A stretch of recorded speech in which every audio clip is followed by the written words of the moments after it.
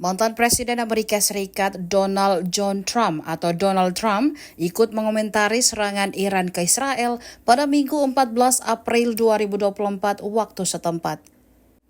Trump kembali memposting video tayangan di acara televisi Amerika Serikat di akun Instagramnya @RealDonaldTrump. Dalam unggahan tersebut menunjukkan dirinya sedang berada di atas podium di tengah penonton yang hadir dalam acara tersebut. Si pemimpin kontroversial itu memakai setelan jas dan topi berwarna merah.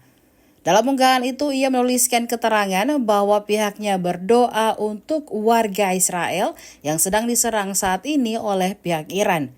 Pihaknya menyebut mengetahui kabar tersebut di tengah aktivitasnya di sebuah kantor.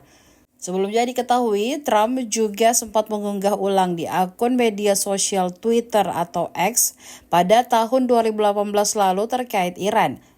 Unggahan tersebut berisi ancaman terhadap Presiden Iran dan mengatakan bahwa Amerika Serikat tidak akan mendukung kata-kata kekerasan dan kematian.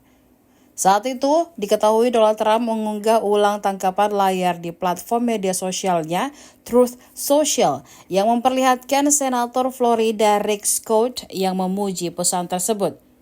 Trump awalnya meretweet pesan tersebut pada tahun 2018 di tengah meningkatnya ketegangan dengan Iran.